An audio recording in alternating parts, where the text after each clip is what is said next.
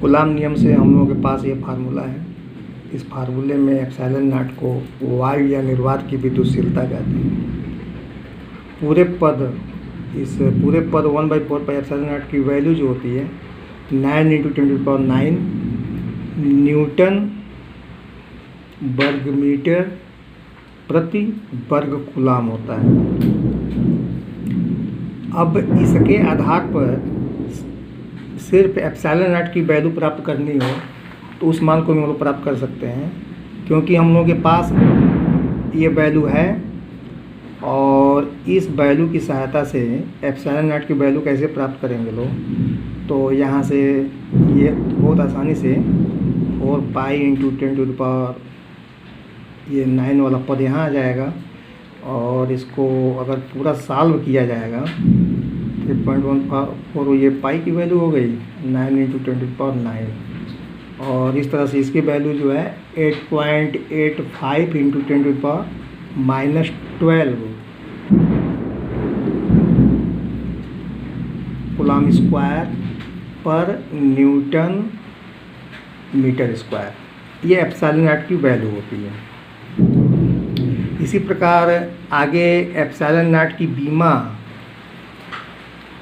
और मात्रक भी अगर निकालना चाहें हम लोग, बीमा मात्रक तो है ही इसका कूलाम वर्ग प्रति न्यूटन मीटर। बीमा एप्सिलॉन नॉट की बीमा के लिए हम लोगों को एप्सिलॉन नॉट की बीमा के लिए इसका सूत्र चाहिए। और सूत्र मिल जाएगा हम लोगों को, जो सूत्र मिला हुआ है कूलाम नियम से, उसी कूलाम नियम से बीमा की वैल्यू भी निकाल देंगे हम लोग।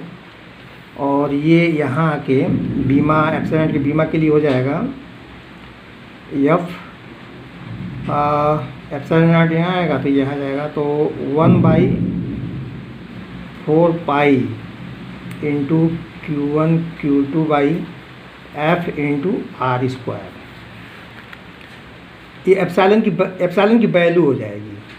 अब इस यहाँ हम लोग एप्सिलॉन की बीमा लिखे हैं, बीमा तो Q आवेश की बीमा हम लोग को पता है I = Q/T होता है।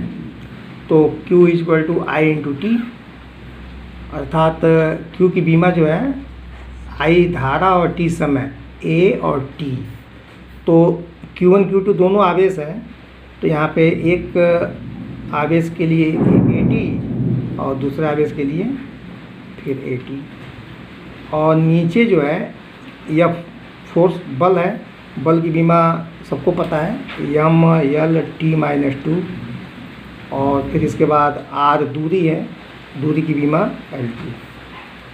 अब इसको सॉल्व करेंगे लोग तो M-1 L-3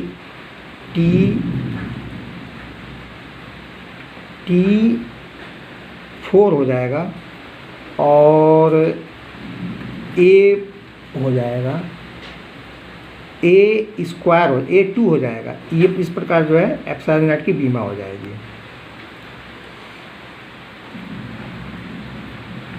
इसके बाद हम लोग एक नए पदार्थ को समझेंगे। नए पदार्थ मतलब कि कुछ जो ऐसे पदार्थ जो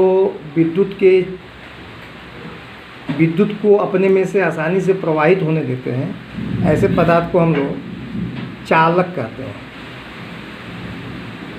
इसी प्रकार ऐसे पदार्थ होते हैं जिनसे विद्युत धारा प्रवाहित नहीं होती है, या विद्युत धारा प्रवाहित कराने के लिए उसमें बहुत कंडीशन लगाना पड़ता है, या सामान्य परिस्थिति में जो विद्युत के कुचालक होते हैं, विद्युत के कुचालक पदार्थ को अब हम लोग एक नए नाम से जानेंगे। इसी कुचालक पदार्थ को हम लोग बोलेंगे परावैद्युत पदार्थ। परावैद्युत पदार्थ वे पदार्थ होते हैं जिनसे विद्युत धारा का प्रवाह आसानी पूर्वक नहीं कराया जा सकता, या और सरल भाषा में बोला जाए तो जो पदार्थ विद्युत के कुचालक होते हैं उन्हें ही हम लोग परावैद्युत पदार्थ कहते हैं। अब यदि दो आवेश जो हम लोग प्रारंभ में लिए थे Q1 और Q2, इन आवेशों के बीच में कोई परावैद्युत पदार्थ भर दिया जाए, दूरी वही रखी जाए और एक परावैद्युत पदार्थ भर दिया जाए, तो इनके बीच लगने वाले बल के मान में कमी आ जाती है।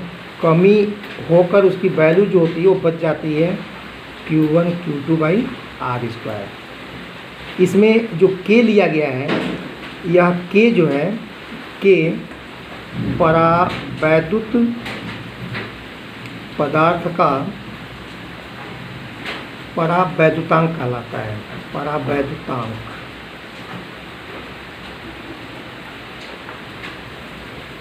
परावैद्युतांक का मान परावैद्युत पदार्थ में एक से अधिक ही होता है, एक से कम नहीं होता है। और वायु या निर्वात के लिए K का मान 1 होता है।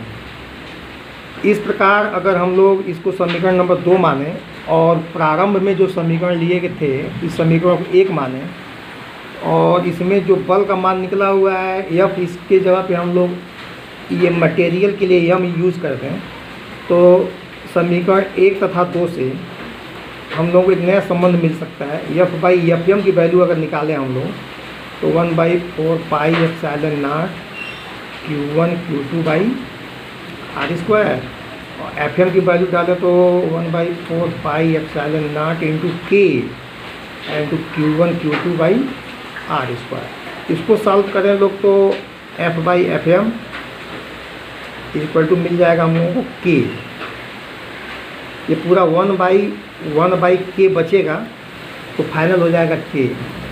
यहाँ से किसी पदार्थ के परावैद्युत पदार्थ का परावैद्युतांक कितना होता है, उस परावैद्युतांक का मान जो है हम लोग इस सूत्र से ज्ञात कर सकते हैं, या ऐसे भी हम लोग परावैद्युतांक को डिफाइन कर सकते हैं कि किसी पदार्थ के बीच किन्हीं दो आवेशों के बीच लगने वाला वैद्युत बल F, और फिर उन्हीं आवेशों के बीच उसी दूरी पर उनके बीच में परावैद्युत पदार्थ भर देने पर उनके बीच लगने वाले बल अर्थात Fm के अनुपात को उस रखे गए पदार्थ का परावैद्युतांक कहते हैं।